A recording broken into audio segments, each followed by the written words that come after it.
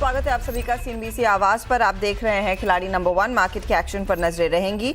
कल के एक स्मार्ट पुल बैक का सिलसिला अब भी कायम है। 24,363 के लेवल्स पर इस समय आपको निफ्टी ट्रेड करता दिखाई देगा। निफ्टी बैंक ज्यादा जोश में, यहाँ पर हम देख रहे हैं जो मोमेंटम है वो लगभग 134 अंकों के आसपास का बनता हुआ 52,340 के लेवल्स पर इस समय ये ट्रेड बनता दिखाई दिया है। और साथ ही साथ अगर आप मिड कैप इंडेक्स देखें तो यहाँ पर रुझान करीब करीब 650 पॉइंट की बढ़त की तरफ आ रहा है। तो कुल मिलाकर मोड तेजी का कायम है। एडवांस डिक्लाइन रेशो आपकी स्क्रीन पर लेकर आएंगे आपके लिए कंट्रीब्यूटर्स इस मार्केट के, जहां पर आज देखिए फिर तेजी का पलड़ा भारी है। बढ़ने वाले शेयरों की संख्या कहीं ज्यादा है और एक बार भी ये मामला क्रिस क्रॉस नहीं हुआ है। अब देखते हैं कि कौन से स्टॉक्स की बदौलत यहाँ पर स्थिति तेजी वाली बनती दिखाई दे रही है। लेकर आइएगा प्लीज इंडेक्स के कंट्रीब्यूटर्स।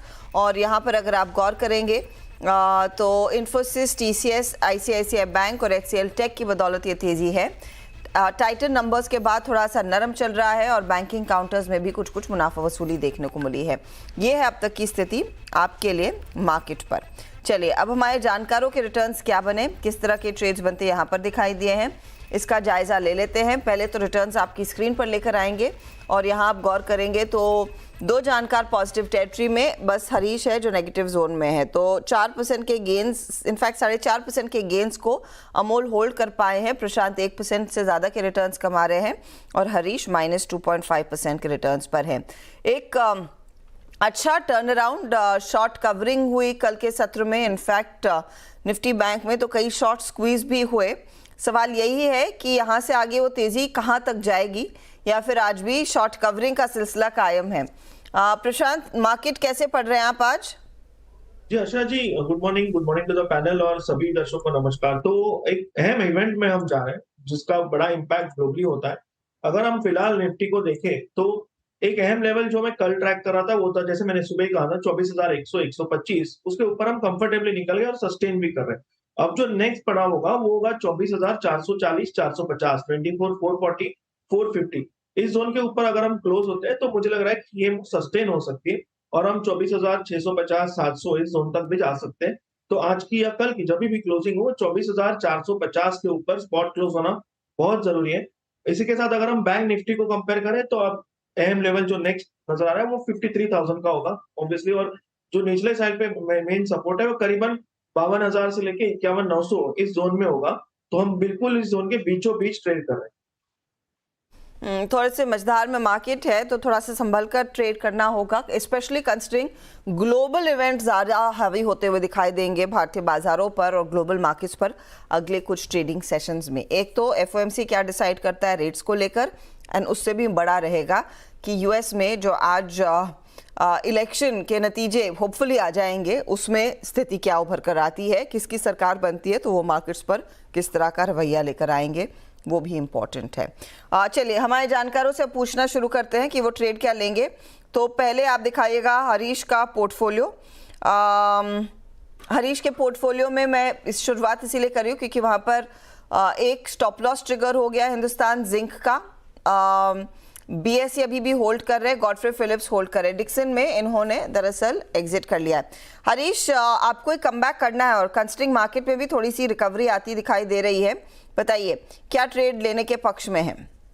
हर्षा जी, जिस तरह से मार्केट कल का रिकवरी एक्सपेक्ट किया था और आज के भी अच्छा खासा मोमेंटम दिखा रहा है मार्केट्स में, तो मुझे लग रहा है कि मार्केट्स थोड़ा कंटिन्यूएशन निफ्टी एक्सटेंड करेगा आज मार्केट में। तो मुझे लग रहा है कि ट्रेड्स के हिसाब से देखा है तो बहुत सारे स्टॉक्स में अच्छा खासा नीचे लेवल से बाइंग आ रही है। तो मुझे लग रहा है कि करंट लेवल से बाइंग करना चाहिए। तो मुझे लग रहा है कि रियलिटी में थोड़ा बहुत मोमेंटम इस बार बन रहा है। तो मुझे लग रहा है कि रियलिटी में गोदरेज प्रॉपर्टीज देखें जो बहुत कंसोलिडेशन के बाद फिर से एक बार रिबाउंस कर रहा है, तो गोदरेज प्रॉपर्टीज बाय करने की राय है करंट लेवल्स पे। तो ऊपर का टारगेट्स बनेंगे 3200 का और स्टॉप लॉस रहेगा 3780। Okay, stop loss 2780 stop loss रहेगा 3200 के लिए। गोदरेज प्रॉपर्टीज में एक बाय साइड का ट्रेड ये है फिलहाल हरीश की तरफ से इस समय का एडिशनल ट्रेड। चलिए अब आइए आप अमोल के पोर्टफोलियो पर। अमोल, आप एब्सोल्युटली इन कंट्रोल और 2 ट्रेड्स को राइड कर रहे हैं, संवर्धन और टाटा मोटर्स। नया क्या जोड़ेंगे? जी नमस्ते एंड गुड मॉर्निंग। एक एसबीआई लाइफ के साथ जाना चाहूंगा मैं। 1611 के आसपास मैंने पिक किया था। पोजिशनल पॉइंट ऑफ व्यू से 1680 पोजिशनल टारगेट निकल के आ रहे हैं और 1585 उसका स्टॉप लॉस रहेगा। हालांकि ये दोनों दिन जो मार्केट बाउंस बैक हुआ है उसमें स्टॉक ने कंट्रीब्यूट किया नहीं, बट लेवल्स अच्छे हैं। अगर यही मोमेंटम बुलिश साइड पे कंटिन्यू रहता है तो आई थिंक एसबीआई लाइफ भी आने वाले दिनों में एक टेक्निकल बाउंस बैक के लिए ड्यू है और एक अप ट्रेंड रैली मोमेंटम देखने को मिल सकता है। ओके, तो 1680 के लिए एक मौका रहेगा आप कह रहे हैं तेजी का, और यहाँ पर खरीदारी करेंगे तो आप स्टॉप लॉस 1585 पर लगाइएगा जरूर। एसबीआई लाइफ में एक तेजी वाला ट्रेड इस समय आ रहा है। प्रशांत का पोर्टफोलियो देखें तो प्रशांत ने आज Tata steel, Cipla, JSW steel तीनों में दरअसल प्रॉफिट बुक कर लिया है। प्रशांत, नया ट्रेड? तो हर्षा जी, मुझे करंट लेवल पे जोमेटो काफी अच्छा लग रहा है, एक पैटर्न बनते हुए नजर आ रहा है। दूसरी बात, वॉल्यूम्स अगर हम इंट्राडे चार्ट्स में जाए तो अच्छे पिकअप हो रहे हैं, 250 के आसपास ट्रेड कर रहा है। मैं यहाँ पे स्टॉप लॉस स्विंग लो के नीचे रखूंगा, करीबन 235 235। यहाँ से जो टारगेट मेरा होगा वो डेली चार्ट पे एक गैप जोन है, करीबन 270 270। तो मैं टारगेट उसके ऊपर करीबन 285 285 का टारगेट रख के चलूंगा। ओके, 285 के टारगेट के साथ जोमेटो में एक बाई साइड का ट्रेड आ रहा है। ये 235 आपके लिए स्टॉप लॉस का काम करेगा। ये है फिलहाल आपके लिए इस समय का ट्रेंड। 250 के आसपास जोमेटो ट्रेड करता हुआ, और वैसे भी जोमेटो रेडार पर है क्योंकि स्विगी का आईपीओ आज से खुल गया है। याद रखिएगा, आप 8 तारीख तक दरअसल इस आईपीओ में आवेदन दे सकते हैं, और उसको लेकर भी पीयर्स तो क्लियरली लिस्टेड जोमेटो की है। काफ़ी ज़्यादा एक्टिविटी, एक्शन देखने को मिल सकता है। तो ये फिलहाल आपके लिए वो ट्रेड आया जोमेटो का। एक काम करते हैं, ब्रेक लेंगे, ब्रेक के बाद देखते हैं प्रशांत नया ट्रेड जोड़ते हैं या नहीं। और साथ ही मजगांव डॉक एक और स्टेला क्वार्टर कंपनी की तरफ से आया है, तो कंपनी के मैनेजमेंट से भी होंगे रूबरू ब्रेक के बाद।